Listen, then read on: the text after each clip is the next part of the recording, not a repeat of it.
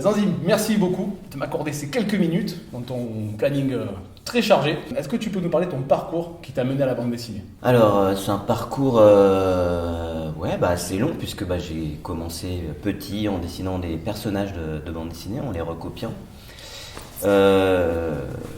Au collège, j'ai commencé à dessiner les caricatures des profs. Ah, donc t'étais l'élève qui dessinait Voilà, dans les marges des cahiers. On m'appelait même le Guy de Graine, c'est une ancienne pub, tu sais, où c'était quelqu'un qui dessinait dans les bords des... Et puis le prof lui disait, vous réussirez à jamais rien dans la vie, monsieur Guy de Graine. Puis après, il est devenu mec qui designait les ustensiles, les couverts et tout ça. C'est ce qui t'est arrivé? Un peu, oui, parce qu'après, ça a marché pour moi. Mais c'est vrai qu'au début, j'étais un petit peu le cancre qui dessinait sur les bords sur les marges des cahiers. Après, au lycée, j'ai fait des fanzines, donc c'est des petits magazines. Donc là, c'est un peu le passage obligé pour les dessinateurs. Moi je pense que c'est bien, comme ça permet d'expérimenter un peu ce qu'on fait et puis voir un peu les premiers retours. Et c'est ça qui m'a surtout motivé, c'est de voir que les gens rigolaient en voyant mes dessins. Et c'est ça qui a déterminé l'envie de faire une école d'art, donc les Beaux-Arts. Et puis donc après les Beaux-Arts, ça a tout de suite été la bande dessinée. Alors après, on n'arrive pas comme ça non plus. Non, moi je me doute. Il faut faire plusieurs fanzines, on a essuyé aussi des refus, forcément. Après, c'est la première BD qui est éditée. Là, c'est vraiment un grand saut. Ouais. Par contre, moi, je pensais qu'on faisait son premier album et après, on était riche, quoi. Et en fait, non, on s'aperçoit qu'on est sur la première marche d'un escalier et qu'après, il y a tout ça. Donc la concrétisation d'un album, c'est que la première marche en fait. C'est ça, exactement. D'accord. Tu disais dans ton village, il n'y avait que la BD, soit à lire, soit à faire. La BD, ça... Non. Quel personnage t'ont un peu bercé Disons que dans mon village, donc j'habitais en Mayenne. Ouais, il y avait la campagne, donc en fait, rapidement, je suis quand même resté un peu plus dans ma chambre. Il n'y a pas de foyer des jeunes, il n'y avait pas de... Donc en fait, j'étais un peu sur moi, quoi. C'est un univers qui te permettait un peu de t'évader assez facilement, quoi. Je pouvais aller un peu n'importe où, je pouvais aller n'importe où sans avoir à réparer ma mobilette au bout de 5 km. J'imagine. Donc ça, c'était pas mal. Puis voilà, j'habitais à 20 bornes à peu près de la plus grande ville, qui était Laval, c'est pas non plus une grande ville, mais voilà, ça me permettait de rester dans ma chambre, de me mettre bien dans un univers, et puis... ça, c'était bien. Ouais. C'était plutôt cool. Question totalement personnelle, pour que je sache enfin, pourquoi Zanzim? C'est parce qu'au lycée, en fait, j'avais déjà ce nom, qui était plus long, c'était Zanzim Glouton. Et ça venait des enzymes Glouton. D'accord. C'était une pub qui a été reprise par Coluche, où c'était les enzymes qui venaient manger la saleté pour la lessive. Voilà. Et donc, quand j'ai sorti ma première bande dessinée, on m'a dit, bon, est-ce que tu es sûr de vouloir garder le jeu de mots? Du coup, on a gardé que le Zanzim et le Glouton est parti. Enfin, le Glouton. Il est quand même un peu là. Oui, il est toujours là. Toujours un peu gourmand. Comment est-ce que tu définirais ton style? Alors, j'ai lu que tu étais influencé par l'auteur de Mafalda. Alors oui, j'aime beaucoup Kino parce que dans son humour, dans ce qu'il fait, il est assez juste. C'est surtout ce que j'aime, c'est son observation de la société et comment il retranscrit. Surtout ces gars qui sont un peu muets. On le connaît surtout par Mafalda, mais il a aussi fait plein de dessins d'humour qui sont assez bons. Et j'aime bien en général la ligne claire, mais je dis que j'ai un style ligne claire décomplexé parce que je suis pas obligé non plus d'être toujours super juste. Dans la ligne claire, il y a aussi des approximations sur des auteurs qui font par exemple des voitures mais hyper bien. Moi je vais faire toujours une voiture mais elle va pas être au millimètre près reproduite. Un peu de liberté dans ton trait. Un peu de lâcher. Un peu de lâcher prise. Ouais, c'est ça. Avec les corps aussi qui sont tout le temps un petit peu élastiques ou oui, chewing-gum. Mais... Oui, je peux un peu étendre les corps, les moduler. Puis j'ai aussi un dessin qui me permet de raconter aussi pas mal de choses pour que ça puisse passer aussi au niveau du corps justement. Ouais. C'est vrai qu'il y a des choses, si c'était dessiné d'une manière plus réaliste, ça pourrait un petit peu gêner. Là, tu as animé des ateliers avec des jeunes? Ouais, je vais faire un petit atelier. Et sinon, oui, il y a des rencontres avec des plus petits, des plus grands. Et qu'est-ce qu'on apprend en premier? C'est quoi toi qui es maintenant un professionnel du dessin, qu'est-ce qu'on apprend en premier à un enfant Alors, j'essaie de ne pas faire ce qu'on appelle l'activité pompon, prenez un rond, faites 2 yeux. Voilà. C'est plutôt, on apprend, moi je dirais plutôt à du lâcher prise. et à se dire ok, tout le monde peut y arriver. Et je pense qu'en effet, tout le monde peut y arriver. Tout le monde peut raconter ses histoires. Il faut pas être bloqué par le dessin. Le problème, alors qu'adulte, au pluriel, c'est que même moi qui ai essayé de dessiner, je me dis ah non c'est pas bien, c'est nul, les proportions c'est pas terrible. Donc il y a ça aussi, alors que ceux qui n'ont pas les enfants, peut-être s'ils font un bonhomme, ce sera un bonhomme et... Oui voilà, il faut déjà que si ce qu'ils ont à dire c'est rigolo, ça marche bien, il y a une émotion qui se dégage, pour moi c'est réussi. Après le reste, ça va être de l'ajustement. Moi, au tout début, quand j'ai commencé à dessiner, c'était loin d'être ça. Mais bon, à force, je me rassurais avec de la technique, avec des petits traits, en faisant les trucs à la peinture. Et je pense à force de faire, on arrive à une écriture qui nous convient. Et puis après, ça passe comme on voulait. Toute la médiathèque de Draguignan est aux couleurs de peau d'homme. Est-ce que tu peux nous parler de ta rencontre avec Hubert ? Alors en fait, Hubert, on s'est rencontrés donc au Beaux-Arts. On nous a fait, en fait, la première fois c'était dans une soirée costumée. Lui, il était avec un nuage au-dessus de la tête. D'accord. Et puis des flocons qui tombaient comme ça. J'ai dit, c'était travaillé quoi. Ce personnage est quand même... Et moi j'étais en monstre des marais avec un costume avec du pack-bulle. D'accord. Donc c'était une mauvaise idée parce que toute la soirée on a voilà. Éclaté les bulles. Et puis en plus au bout d'un quart d'heure j'étais complètement asphyxié.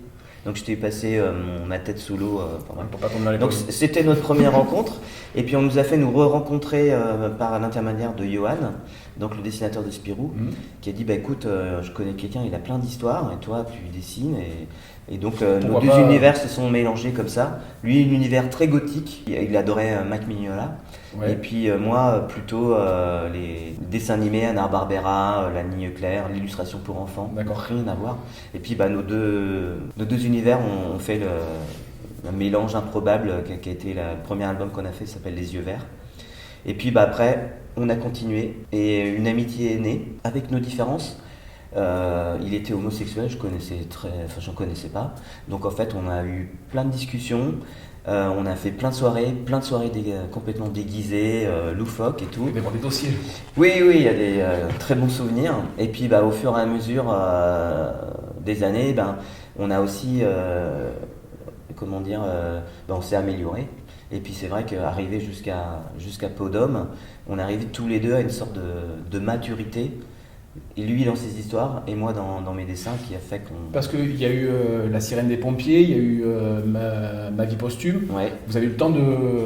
Ah oui, on a eu le temps de peaufiner et puis en fait à chaque fois on s'apportait quelque chose, c'est-à-dire que lui quand il voulait faire une scène assez trash, moi j'avais tendance à l'édulcorer et quand c'était un peu niaisou, moi j'avais tendance à donner un truc un peu plus costaud. Plus dark, quoi. Donc en fait, on s'équilibrait. Il y avait un jeu de ping-pong incessant entre nous deux. Et puis à la fin, ce jeu de ping-pong, quand il commence à être équilibré, on n'a presque plus rien à se dire en fait. C'est-à-dire qu'on sait comment l'autre va réagir. L'autre va réagir, il va anticiper. Ouais, c'est ça. Parce que lui, au niveau des scénarios, est-ce que c'était très détaillé Bianca fait ci, oui. Lorenzo fait ça. Alors sur Peau d'Homme, il a carrément écrit limite un roman quoi. D'accord. C'était 50 pages. Après, comme c'était moi qui lui avais demandé de faire une histoire pour moi, parce que je voulais qu'il parle d'un truc, à la base c'était un projet personnel qui parlerait de lui. Et puis il a complètement biaisé, changé d'idée. C'est vrai que quand je l'ai lu, j'ai tout de suite adhéré et je savais que quand il pensait à une scène, il savait déjà comment j'allais la traiter et que ça allait passer quoi. Et à de rares moments, il t'a dit non, là ça me plaît pas. Non, justement sur il m'a juste refait faire la tête du frère de Bianca, l'ecclésiastique, parce que je l'avais fait peut-être un peu trop féminin. Il m'avait dit qu'il était hyper beau et donc j'avais fait une tête un peu presque comme Bianca, mais du coup ça la gênait parce que j'avais presque peur qu'on les associe. Ouais. Et donc voilà, j'ai légèrement changé. Bon, il restait encore correct, c'était pas un laidron non plus. Non. Mais en tout cas, en dehors de ça, franchement, il y a eu très peu de changements. Et l'éditeur ? L'éditeur, aucun. Non, au contraire, ils étaient enthousiastes, ils attendaient. Après, ils trépignent du pied pour jusqu'au moment où vous allez vraiment avoir fini. Ouais. Parce que là, c'était quand même j'ai pris un peu mon temps. Mais bon, en même temps, voilà, c'est pas une course, hein, ce que je dis. La légende veut que les dessinateurs soient tout le temps en retard. Oui, oui, oui. Donc c'est bon, ça se confirme. Oui, oui, oui, c'est vrai. C'est vrai. Mais après, c'est long aussi. Ça se fait pas comme ça la BD en fait. C'est quand on se rend compte de ce que c'est que de faire une case, puis deux, puis trois, c'est là où on se dit ah ouais d'accord, c'est vraiment un boulot. Ah non, mais en tant que lecteur, on se dit pas une seule seconde, on se rend pas compte. Ouais. C'est un an de travail, voire plus. Ça, nous, on se le dit pas. Ouais, oui, bah, des fois c'est plusieurs années de travail qui sont lues en 20 minutes, donc c'est un petit peu dur. Il y a un peu de frustration. Ouais. Comment est-ce on accueille le succès et les nombreux prix qu'a rapporté Podum Commence, parce que ça a été un petit peu une espèce de vague différente. Là, ça a été vraiment très particulier. En temps normal, on les accueille avec évidemment énormément de plaisir et tout ça. Là, c'était le cas, mais comme Hubert a disparu juste avant, c'était un coup d'ascenseur émotionnel très fort. Ouais. C'est-à-dire à la fois une énorme satisfaction, et puis après une très lourde déception de ne pas pouvoir le partager avec lui. Ce qui m'a permis de rester sur un fil comme ça, de ne pas pas prendre la grosse tête et rester droit dans mes bottes parce que. Et puis même, je n'ai pas trop calculé au début ce qui se passait, quoi. Parce qu'après, j'imagine qu'on est sollicité pour des projets plus ou moins farfelus. Le succès ouvre certaines portes. Oui, bah après on sent que les autres éditeurs commencent à s'intéresser à toi et à ce que tu représentes, parce que là tu représentes du coup tu es devenu un produit commercial. Oui. Et donc clairement c'est pas du tout la même. Ton éditeur te fait vraiment confiance et donc du coup tu sens qu'il te propose au niveau de la fabrication de tes livres quelque chose de plus luxueux. Donc non, tout s'ouvre à toi et c'est vraiment chouette. Ouais. Tu réalises tes albums à l'atelier Pépé Martini. Qu'est-ce que ça t'apporte de travailler dans un atelier avec d'autres auteurs? Moi j'ai des auteurs qui voulaient travailler que chez eux, en race campagne, sans enfants, et toi tu as besoin de cette émulation Alors j'ai travaillé plusieurs années tout seul justement sur mes premiers albums et j'étais vraiment comme un moine copiste, j'avais que France Inter, ma musique et voilà je bossais et du coup au bout d'un moment c'est vrai que c'est un peu dur. C'est un peu lassant. Et du coup le fait de partager un atelier, alors je fais ça à mi-temps, hein, toi je suis vraiment la moitié chez moi et puis la moitié du temps à l'atelier et puis là on rencontre d'autres auteurs, on parle pas forcément de BD, on peut parler de cinéma, pas mal. Voilà, on passe les uns derrière les autres et tu regardes un petit œil qui jette un petit coup d'œil sur tes planches, qui dit juste 2-3 petits trucs, mais pas trop non plus. Et puis des fois, carrément, on a des blocages sur une scène, on ne sait pas comment faire et tout, on va en discuter. Ça peut être aussi des conseils techniques sur l'ordinateur pour mettre en couleur, des choses comme ça. Et puis, ça peut donner des idées aussi sur la manière dont un tel ou une telle réalise ses planches. On dit, ah tiens, fais ça au crayon de couleur, c'est pas mal. Enfin, tu vois, ça ouvre notre esprit et voilà, et c'est plutôt bénéfique, quoi. L'île aux femmes, tu l'as fait tout seul? Ouais. Comme un grand. Ça fait les couleurs, je crois. Oui, je m'étais encore gardé sous le coup de Hubert pour faire les couleurs, mais à 40 ans, je me suis dit, ce serait bien de réaliser tout seul ma propre histoire. Et donc j'avais pensé à un homme comme ça qui arriverait sur une île avec que des femmes. Sauf que cet homme, donc c'est un gros macho, et puis les femmes qui sont sur l'île, c'est que des Amazones qui n'ont pas du tout besoin des hommes à la base. Et s'il ne change pas sa manière de considérer les femmes, il va se faire tuer. Parce qu'il y a déjà un homme sur l'île et il est... Ah oui, voilà, c'est un homme déjà qui est... usé par la vie. Un peu usé par la vie, ouais. Et c'était un défi pour toi de tout faire de A à Z?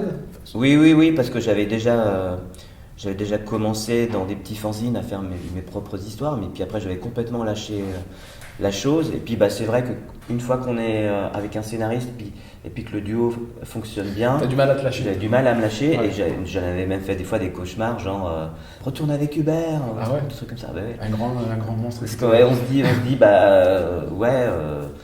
peut-être qu'on se sent pas légitime, quoi. Et puis je pense que c'est en faisant que ça va se faire. Et ton scénario, tu l'as fait lire pour des points de vue, pour... Oui, ma femme a beaucoup été là pour derrière mon épaule aussi pour me dire ah ouais, si j'ai bien compris, la fille elle se fait violer parce qu'elle est jolie, c'est ça ton idée? C'est bravo. Super.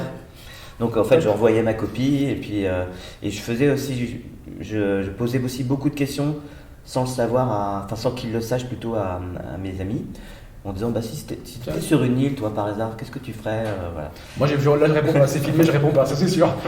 Mais, Et donc voilà, justement par rapport à ce qu'on pouvait me dire, je prenais des notes. Et ça marche bien, de prendre des notes, et puis comme ça nous ouvre un petit peu sur d'autres idées.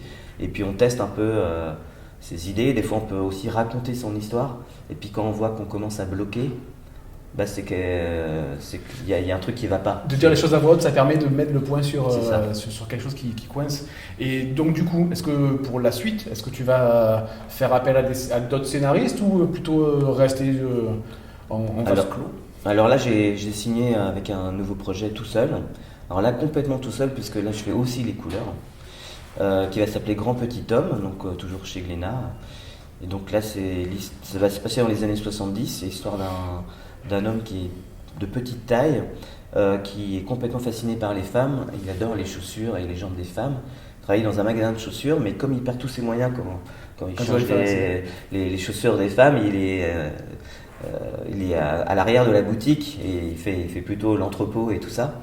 Et il se prend tellement de déboires qu'un jour il est trop triste et il fait le vœu de devenir un grand homme. Et le lendemain, il devient tout petit, de la taille d'un index. D'accord. Et il va rencontrer des femmes et ça va être les femmes qui vont faire qu'il va devenir un grand homme. D'accord. Ça sort quand ? Tu as commencé à travailler dessus ? Oui, j'ai commencé à travailler dessus. Alors normalement c'est fin 2023, mais bon, on va voir. D'accord. Partons du principe que tu es tout le temps en retard, on va dire 2024. Ouais. Sans te tromper, c'est ça. Et chez Glénat, tu t'y sens bien apparemment ? Bah oui, en fait moi je suis plutôt fidèle quand ça se passe bien avec un éditeur. J'ai pas de raison pourquoi... j'allais voir. En plus, c'est la collection Millefeuille. Je ne sais pas si ça sortira dans cette collection, mais oui, c'est une belle collection aussi qui met les. C'est une belle collection, et puis un directeur de collection, Franck Marguin, avec qui je m'entends très bien depuis le début, avec qui on s'entendait très bien avec Hubert. Et ça, c'est vraiment, ça compte beaucoup. Quelqu'un qui sait écouter, et puis qui sait vous dire à un moment où il faut donner du pulse, où il faut prendre du recul, voilà. Quelqu'un à l'écoute. J'en profite pour te remercier. Je remercie aussi la médiathèque Chabran et les bibliothécaires qui ont permis cette rencontre. J'ai enfin pu t'avoir pour moi pendant quelques minutes. Merci de m'avoir accueilli. On va te faire une comme un petit enfant. Non, accueilli dans le sud, parce que c'est pas souvent en fait qu'on est en Bretagne, tu sais, c'est un petit peu un vase clos. Je ne sors pas beaucoup du... Ça, c'est le soleil. Ouais, c'est ça, c'est la première fois que je le vois. C'est trop beau. Ouais, c'est même trop des fois. Bon, mais écoute, merci beaucoup en tout cas. Merci. Au revoir.